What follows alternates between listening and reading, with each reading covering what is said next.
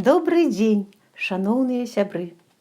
Сёння мы з вамі здзейснім падарожжа ў свет беларускай міфалогіі і пачытаем казку «Русалчына затока», якая змешчана ў зборніку вось такім пад аднайменным назвай «Русалчына затока». Аўтар гэтай кнігі Ірына Салата. Хто ж такая Ірына Салата? Гэта дыпламант розных літаратурных конкурсаў, пераможца 4-го рэспубліканскага літаратурнага стартапа «Літап» у 2023 годзе, член Саюза пісьменнікаў Беларусі, аўтар твораў для дзяцей малодшага школьнага ўзросту. Знаёмства з гэтым зборнікам мы пачнем з казкі «Русалчына затока». Зараз лета, а русалкі якраз у гэты час любяць здзейсняць свае вылазкі. Калі ласка, слухаем. А яшчэ хачу дадаць, што сёння я для вас падрыхтавала вось такой кубачак гарбаты з яблыневай квецені, у які дадала лаванду, мяту.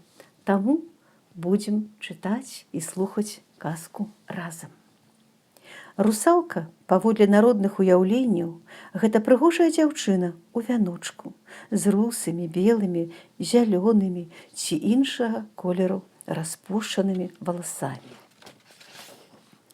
падобнымі на пасмачкі тонкай асакі ці водарасці, з зялёнымі ці блакітнымі вачыма.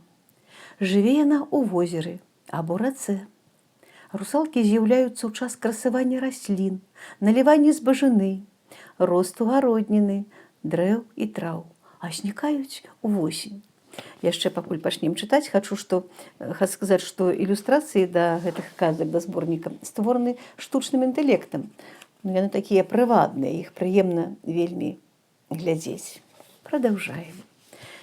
Дзесьці на шырокіх прасторах Беларусі ёсць месца, якое жыхары наваколля называюць Русалчынай затокай.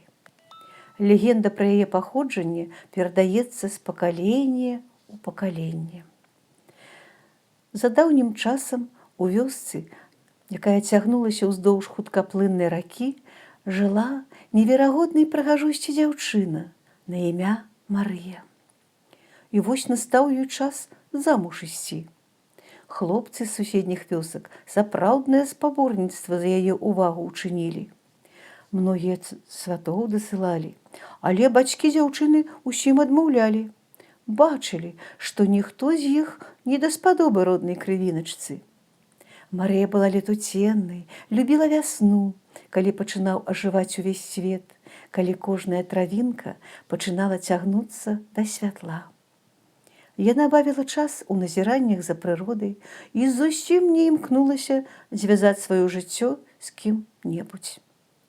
Асалодай для яе было пазіраць на плынь ракі і ўяўляць прыгоды, якія маглі б сустрэцца на яе шляху.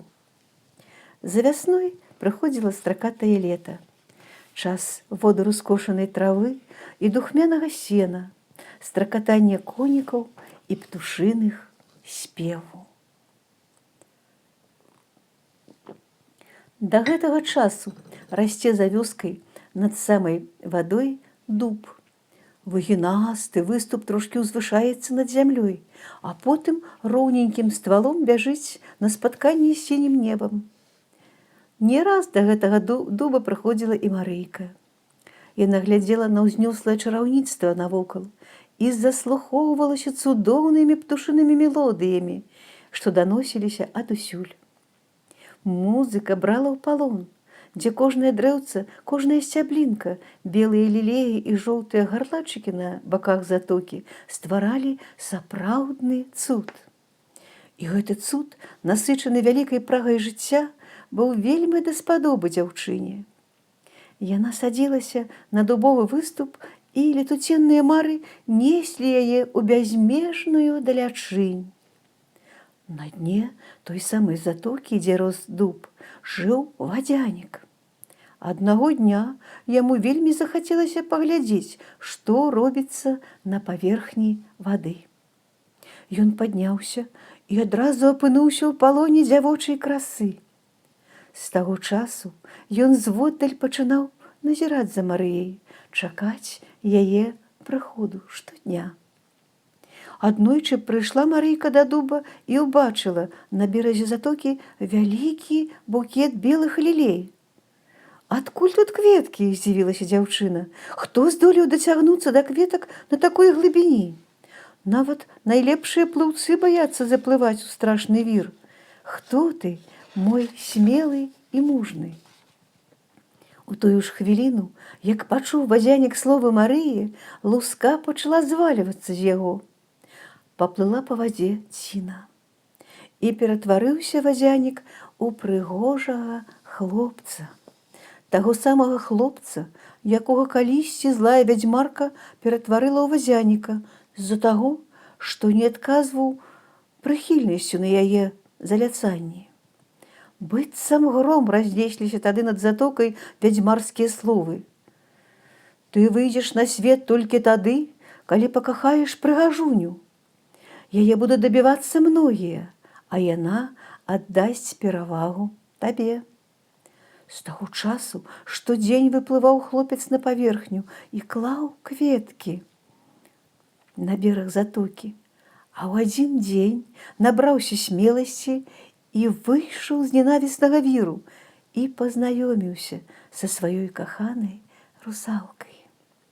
Маладыя пабраліся шлюбам, і хвалі сямейнага шчасця доўга неслі іх па жыцці, як нясе свае воды русалчына затока. Ну, вось я вам пакажу ілюстрацыі, які у нас прыгажун, вадзянік. І хачу сказаць, што ў гэтым зборніку змешчана яшчэ некалькі апавяданняў, усе яны звязаны з міфалогіяй беларускай. Зюзя, многія з нас ведаюць, хто такі Зюзя. Ярыла, ляля або лёля, таксама чулі пра гэта. Лесавік, лазавічок, палявік, пярун, жыцень-гаспадар і баба-яга, якая, я ўсе казкі, канешне, пачытала, баба-яга, якая стала добрай бабай-ягой, пераўтварылася. Хачу сказаць, што кніжка гэта на невялікага фармату.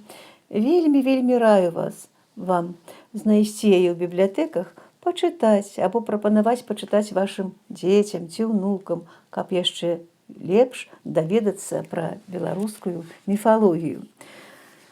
Бы аўтар вельмі прыгожае слова напісала ва ўступленні да зборніка. «Дарагі сябр, запрашаю цябе здзейсніць цікавае падарожжа ў свет беларускай міфалогіі. На старонках кніг перад табой паўстануць героі, якім ужо больш за 1000 гадоў. Некалі нашы продкі верылі ў існаванне шматлікіх духаў і багоў. Многіх з іх любілі і паважалі, некаторых пабойваліся і лішні раз пра іх не гаварылі. Людзі верылі ў дапамогу добрых духаў, шанавалі і дзякавалі ім, а злых духаў імкнуліся задобрыць. Прадстаўленыя ў кнізе міфічныя героі – гэта толькі кропля ў моры беларускай міфалогіі. Спадзяюся, што знаёмства з імі абудзіць у тваім сэрцы цікавасць да багатай беларускай культуры, стане першым крокам на шляху да больш паглыбленага яе вывучэння. Магчыма, табе самому захочацца скласці сваё апавяданне. Вывучай культуру роднага края, цікаўся яго гісторыяй, беражліва стаўся да звычаяў і традыцый нашай Беларусі. Лепш ужо і не скажаш. Я дзякую вам за ўвагу і чакаю вас на канале «Казкі на канапе». Да пабачэння, да новых сустрэч.